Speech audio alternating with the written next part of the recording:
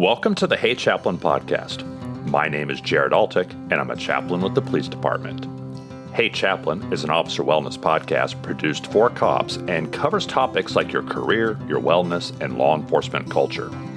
On Hey Chaplain, you'll hear from dispatchers and federal agents, sheriffs, and U.S. Marshals, as well as the occasional retired cop who's moved on into a fascinating second career.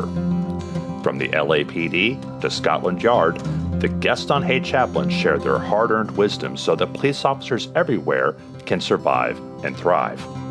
Today I'm checking off another item from my podcast bucket list by interviewing a K-9 handler.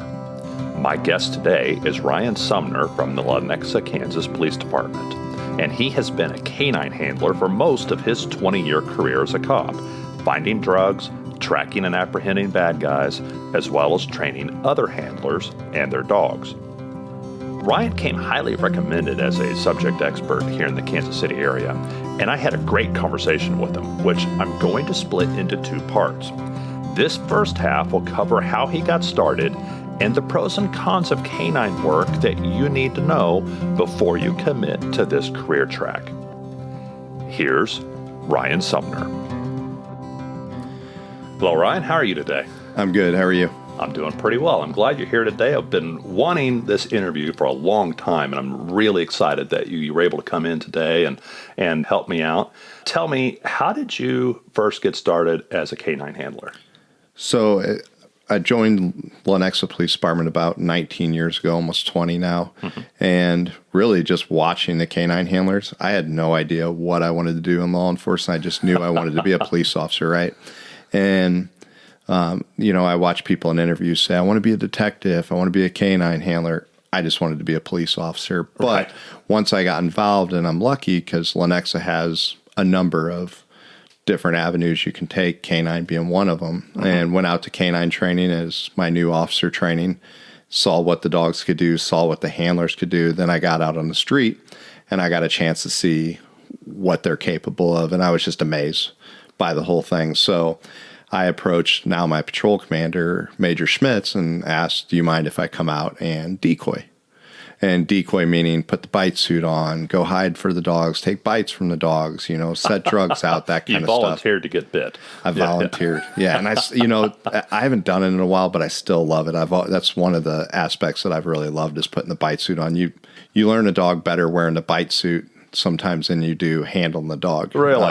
Yeah, it's so important. I love guys that have decoyed, put the bite suit on and kind of earn their stripes, but they've also learned the dogs in turn doing that. Putting the bite suit on, hiding from the dog, listening and watching the handlers work. I mean, it's a great way to get into it. So doing all of that, I probably decoyed for about 2.5 years, and a K-9 spot opened up and I jumped right on it. I was 100% focused on being a K-9 handler. I had passed on other things, and just that's tough. Yeah. It is. But I was focused on it. That's what I wanted. That's the only thing I wanted to do. And as soon as it opened, I put in for it, and I got the position. I was big into narcotics as a police officer and arresting people for narcotics. So I used the dogs a lot for the narcotics aspect. And honestly, that's what I thought was going to be my favorite part, was the narcotics portion. Like, if I had a dog, imagine what kind of drugs I could find, the stuff that I'm missing. It would just make that part of my game so much better. Then I got the dog and started searching for bad people and went, forget narcotics. This finding the bad guy stuff is where the adrenaline is. And you make a huge difference. I mean, if I miss drugs, somebody gets high. If I miss a person, somebody could get hurt or worse, obviously. So I think finding bad people that are committing violent crimes with these dogs in neighborhoods and stuff like that is a great way to protect the public. What were your dogs' names?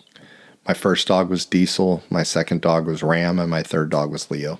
You have kids? I do. And what was the equation there at home? Because a lot of K-9 officers take their dogs home. So what did that mean for your family to be like, okay, now I'm going to be a K-9 handler? For sure. That's something that I talked about previously before even getting a dog. I think that communication with my wife is important, especially with this job. So telling her that, hey, this is what I want. She was on board from the get-go. She didn't ever question it or anything like that. But I'm also very honest. I tell people like, hey, let's have some thick skin here because these are the cons of being in K-9. There are some of those. But these are also the pros. But the family has to deal with it too because you're taking the dog home every day. The barking, the neighbors got to deal with it. Okay. I got to go talk to the neighbors and let them know, hey, there might be some barking, but I'll try to keep it at a minimum. If I hear them barking too much, I'll bring them inside, that kind of stuff. So there are people, especially the wife, that I have to notify of how it's going to be and just be honest with them about it. What's the difference between getting a family dog and bringing home a K-9? What are the differences there? Well, the big difference is typically in our area, in the Kansas City metro area, we work dual purpose police dogs. So one aspect of it is criminal apprehension, and part of that criminal apprehension is biting. Okay. The other aspect of it, the second part of the dual purpose, is some kind of detection, whether that's narcotics or explosives. So the obvious is the dog bites, right? I would say today we're getting younger dogs than we did when I started now almost 16, 17 years ago.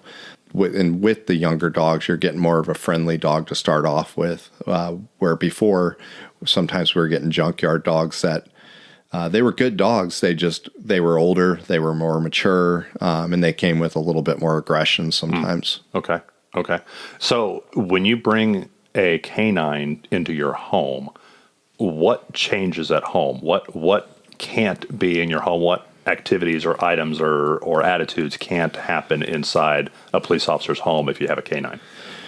So I will say for most dog handlers, the dogs aren't living in the house. They're not running around like your pet. For example, Lenexa, we all get 12-foot by 12-foot concrete pads, chain link kennels. They have roofs on the top. They have insulated dog houses. They have a really nice home out in the backyard. I'm more worried about the heat. So if it gets too hot, I'll bring them in. I'd say anywhere around 90 degrees, I'm bringing them in the house, and they got an air crate inside. He's not just running loose in the house. So he's in some sort of kennel. Yeah. Either inside or outside. Yeah. And a lot of these dogs, for a year, 2 years, depending on how old they are, some of them have never been in a house. So they're not potty trained. Right. Housebroken. Right. Their manners inside your house are not good. Most of these dogs. I do know some handlers that will let their dog run around the house. That's not everybody. But I would say the majority of us, put the dog in the backyard. Right. And it's a working dog, like a hunting dog. Yeah, it's absolutely a tool for our job. Right. They're treated well. I don't want people to think like, hey, we put them in the backyard and forget about them. These dogs are with us 8-10 hours a day. Mm-hmm. I don't think there's too many people at home that could say they spend 10 straight hours with their dog a day. That's true. I have my personal pets, and I don't spend that much time with them. But the police dog, he's with us all night long. He goes on calls with us. We throw the ball for him several times. If they get out to use the bathroom, most likely every handler's throwing a ball, doing some obedience, exercising them, having fun, loving on them, that kind of thing. So these dogs get lots of positive attention. Even if it's a dog that's not raised inside the home, they get plenty of attention. For me, even if I'm barbecuing in the backyard, I let him out and he runs around while I'm barbecuing. And the kids can be back there. Okay. They're raised with your kids. So if you do have kids, so they're typically friendly with the kids, the wife. They may not be friendly with others, but they're, because not every K-9 is a dog you can take to the school and let all the first graders touch, right? Correct. Yeah, I've had 3 police dogs, a Dutch Shepherd, and 2 Belgian Malinois. And my first one was not friendly. He was friendly with my family, but they were around him all the time. For 8 months, they'd go out to the kennel and feed him milk bones, and then around him and muzzle. And then after that, I never had a problem with the dog, even close to growling at my kids or growling at my wife. But he growled at cops, and I'll leave that story there. But I knew he wasn't friendly, but he was friendly at home. I kept a close eye on him. And then my other 2 police dogs, I could honestly probably release them in an elementary school and leave them for the day, and nobody would be bit. And they bit multiple bad guys. Yeah, but they were super friendly. Even right after biting a bad guy, you could come up and pet him, and he was completely fine. Yeah. So it depended on the dog. It is. Yeah. It is. Yeah. Like I said, today I think we're seeing more friendly dogs than we did in the past. Okay. Let's move to the dog at work. I was on a ride-along years ago, my first experience with K-9, And it seemed like every call the officer and I were dispatched to, the K-9 officer was also, the handler was also dispatched to it. And so call after call all day long, we kept going out with this K-9 handler. And every call, he's out there by himself and the dog is in the vehicle. And he had one of those remotes where he could open the door remotely. And I was not aware of this before. And the officer I was riding with knew what was going on. He's like, listen, just stick with me and do not get between the K-9 handler and his car, because if he hits that remote and that dog comes shooting out of there like a missile, you don't want to be in between. And I'm like, yes, sir. The chaplain can stay out of the way. Yeah, right. It's like, for example, we deploy the dogs for certain things. They're going to be violent crimes. We're not getting the dogs out for people that stole a gallon of milk or something like that. These are people that have committed a robbery, some kind of armed type dispatch call, burglaries, stolen cars. They're going to be, these are people that have dangerous histories and are dangerous to us and to others. And that's important to remember, is that we're not just getting it out to bite anybody, old person, right? Yeah. I actually never saw the dog that day. Oh, really? It was always in the car. It never came out the whole time. Yeah. And we were on probably 3 or 4 calls together. But we all do have a door popper. We call it Hot and Pop. It's through a company called Ace K-9, and it controls temperature control in the car, but we can hit that and the passenger door opens up and the dog comes out. But the way we train them is not to come out and want to bite somebody right away. Okay. When we first start training them, we train them to come out and find us. Okay. So they come out looking for us, and then when they come find us, we give them a toy. So we make it kind of a non-aggression thing. If we get in a fight in front of our patrol car and hit that button, we already know they're going to come out and bite somebody, but we don't train them to do that. We train them to just come find us, and that's the goal. And then if something bad's happening, then obviously they'll react to it. They're already trained to do that. Would you have to give the command, or would the dog understand someone's wrestling with my human? No, you wouldn't have to. That dog would bite. The dog would know. Yeah, he would 100% go right into action. Okay. So you have a special car. It's got a special setup. It can pop the door. That's designed to be climate controlled, the whole time. In fact, I just recently saw a K-9 car that had written on the side, if the horn honks, call 911 or something like that, like the climate control system's failed or something like that. Is that typical? Yeah. So we use, like us, we use Ace K-9. It's a company out in Florida.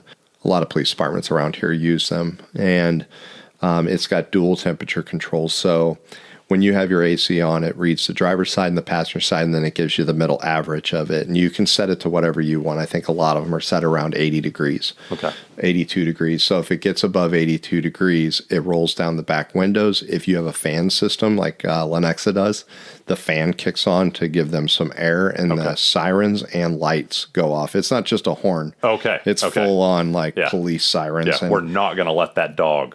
Correct. Ours doesn't say 911. I think if it went off and it's just sitting there, a K-9 car, somebody's going to call 911, but you're going to hear it. Right. Now they have, and our cars and Lenexa have it, so if it goes off, it immediately calls you on your phone and shoots you a text message plus 2 other people. Oh, wow. Yeah. Okay. If it's like one of my handlers, his is messed up right now, and it messages me every night when he shuts his car off. So I get a text message saying that his car temperatures went up, or he shut his car off. And now there's been issues around the country where dogs have been left in cars and they've died because of heat.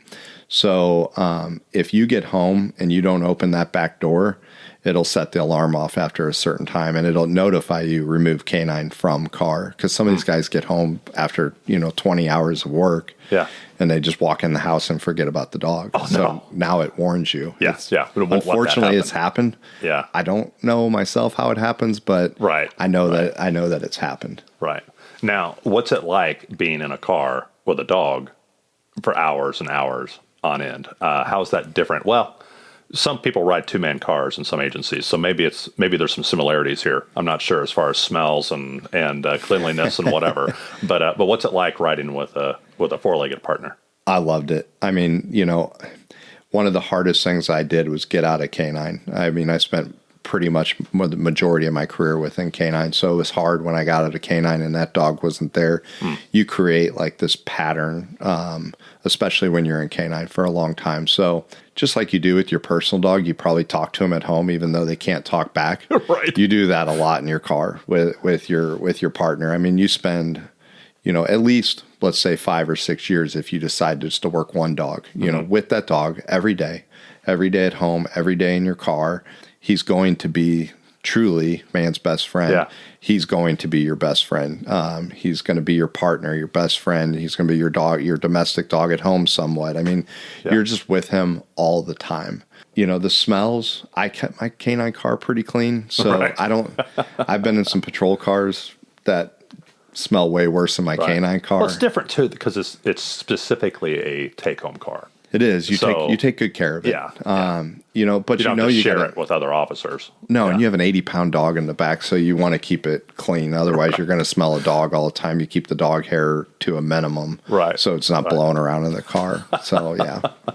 Did you always have dog hair on your uniform?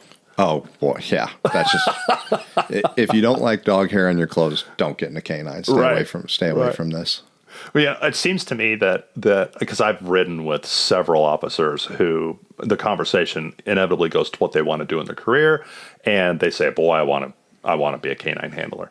And sometimes I suspect that it's because they like dogs more than they like people, which is not uncommon. I don't blame them. Yes, but what are they maybe not anticipating? I feel like everything you're saying is a fantastic pitch to become a K-9 handler.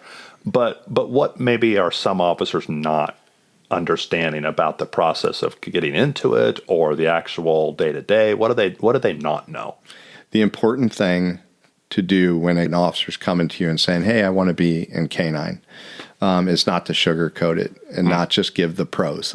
There is a lot of pros, but there are some cons, and it's important to go over the cons. So you don't get an officer that gets in the K-9 and then a year down the road goes, "This is not what I thought it was." Yeah. Now you have this dog that's spent a whole year with him, and he gets out of K-9. Now you got to transfer this dog to somebody else, and that's just not right? So I always go over the pros and cons. The pros. For me, and I'm biased because I was a K-9 handler for 15 years, but I've talked to a lot of other K-9 handlers around the country. I'm the regional director for National Police K-9, so I come into contact with a lot of K-9s and a lot of K-9 handlers. So the pros are, it is one of the better jobs that you're ever going to do. You like adrenaline. You like going to those hot calls, those more dangerous calls. K-9 is where it's at. You're going to go to all of those calls. Yeah. Every time there's a fugitive or somebody violent, you're going to be there. Yeah. If it's a connected agency, it doesn't have a K-9. You're going to go service their department as well and help them with the dog. So you're going to get a lot of that. You get to do something that very few law enforcement officers ever get to do. Yeah. Because you may use Kansas City, Kansas, only has one dog and how many officers? Yeah. He's probably going to be in that position for a while. Yeah. So they may not get a chance, even if they want to be it's in only K-9. like a 1 in 350 chance of being that K-9 officer. And then 6 years down the road, they become a detective, and then that goes to the wayside of being a K-9 handler, and they stick to being a detective. So that is a con that you may not get a chance. If you're wanting to wait for that opening, you're going to have to turn down other stuff, and that's a tough thing to do. You're turning down money. You're turning down advancement. Absolutely. That may not even be smart to do that. But if you think that opening's going to be there, I mean, that's tough. And if you're in a union shop, I mean, it's all going to be seniority, and you may not be the top person to get to choose. So, yeah. Right. I mean, I'll give you a perfect example on seniority. I was a corporal for 10 years before I promoted to sergeant. The only reason I didn't take that next step, and I think I probably would have had a chance long time ago. I didn't take that next step because I didn't want to get out of K-9, and I realized promoting to the next level, typically you would get rid of your dog and move on to patrol first, and then you can move up to different units. So I did not want to promote just because I wanted to keep a dog, and I wasn't done being a K-9 handler. Now, some of the cons. That's why I think it's important to talk about the cons. So you're taking your job home with you every day. If you're married, you have a significant other, you need to have those conversations with them, those honest conversations with them. Yeah, one way to be healthy as a cop is to compartmentalize, change out of your uniform and separate work from home. That doesn't happen. Can't do that. No. Yeah. No, so you have to be honest with them because they're a big part of your life too. And you're taking the dog home. You're going to deal with barking. You're going to have to go take care of the dog out in the backyard. So you're going to have to get up and go in the backyard and take care of the dog several times. Or if the dog's inside, you're going to have to manage the dog inside as well. And your wife, your significant other has to know about that, right? Because also you don't want to get in the K-9 a year down the road, she says, hey, this isn't for us. Like, this is too much. You're doing this. You have a lot of K-9 demonstrations. And they're almost always when you're not working. I wish they were during my schedule, but most K-9 handlers work nights, and the K-9 demonstrations are going to be during the day. You got school sniffs. Yeah. Typically, not typically, always, those are during the day. Right. So you're going to have to go do those. You have call-outs. You're subject to call-out. Our unit, Lenexa, is pretty small, but there was one year we got called out 60 times. So... And you could be the handler that's on call that gets called out 30 of those 60 times. Right. Just on bad luck. Yeah. Absolutely. Or good luck, but how you view it. But if you're talking about like the family dynamics and, hey, you're promising your family, hey, I'll be there. You can't really promise that if you're on call. No. And so, No, I've been walking out to I'll give you a story. I was walking out to my truck with the family. We had movie tickets. We're going to go see a movie. And back then it was a pager. My pager goes off, date myself, a beeper, the beeper goes off and I look at it and I get a call out. I call them. They had a subject run that threw stuff down and they can't find it and they need a dog. I sent my family to the movies. I got my K-9 vehicle, loaded up the dog and headed to the call out. Now, like I said, those are the cons, but there are a lot of pros to it.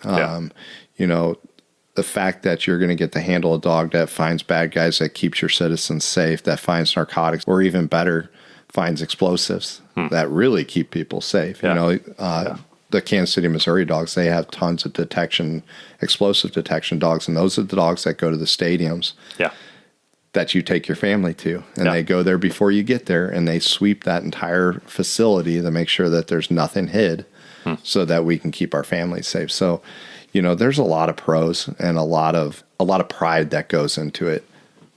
What kind of officer is just not going to make it as a K-9 handler?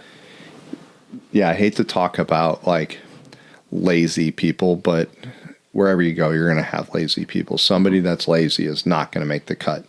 If you're not ready to be dedicated to this position and you have a little bit of lazy in you, lazy bone, it's not going to work because you have to be busy. And when people aren't calling you to work your dog, you got to go out and find work yourself. Yeah. You have to be busy. If you're in a bigger department, typically you're getting a lot of calls. But if you're in a department like Lenexa, which we're not real small, we have 100 officers, but there are times where we don't have any calls and you have to go out and start stopping cars and, getting your dog out and searching for drugs and finding it yourself so you can get that dog work and keep him active. And the dog needs you even when it's not on your schedule. Your day off, the dog still needs you. Always. And so if you're one of those people, it's like, hey, I need my own personal space, and you can't find the discipline to let go of that, you're probably not going to make a good K-9 handler. No, that dog relies on you. You're everything to him. You feed him. You let him out to use the bathroom. You wash him. All that stuff he relies on you. My hope is that this week, all across the country, young police officers will be volunteering to wear the K-9 bite suit. Your department may not have an opening for a K-9 handler right now, but volunteering to help shows initiative and interest, and hey, it can't hurt. Actually, I guess it can't hurt. It could probably hurt horribly. But even that would show your supervisors that you're serious about your future career, and they might notice you, whether that leads to a K-9 handling position or to something else. And don't miss part 2 of this interview. Ryan tells several K-9 stories that you're going to want to hear, and he talks about how and why a department needs to get a K-9 program started. On the next episode of Hey Chaplain. I turn around, I come back, pulls real hard, and loses it. Loses the odor of the human. So I go back to where he finds the odor the most strong, and I start giving some announcements. I don't hear anything. And when I get to that spot, now he pulls me down this embankment into the woods. And it's steep. Like, I'm having to do everything I can to stay on my feet as he's yanking me down. I get on the radio, I tell everybody, hey, I'm getting a lot of human odor in this area, but I'm also trying to be really careful because of the children. There could be children walking to school. Maybe there's kids messing around in the woods, something, right? So I have to keep him on kind of a short leash and just be real careful. I get down. Now he tries to pull me into an embankment. It's a concrete culvert that goes under 87th Street. So as I'm coming around the corner, he's trying to pull me down. Mind you, that this drop off into this culvert is pure ice because it's negative 14 degrees, and there's a little stream of water all the way to the left, and that's the only moving water in the whole culvert. I see him laying down there, face down in the water. Does not look like he's breathing.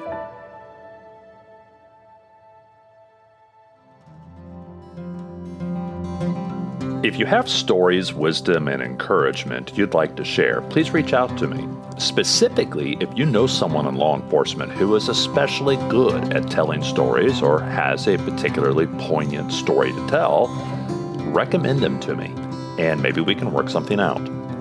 My email is in the show notes, and you can always find Hey Chaplain on Facebook, Instagram, and Twitter. The views expressed here are the personal views of the host and our guest and do not necessarily represent the views of any law enforcement agency or its components. If you like this episode, please share it with a cop or someone who loves a cop. Thank you for listening to Hey Chaplain, and as always, pray for peace in our city.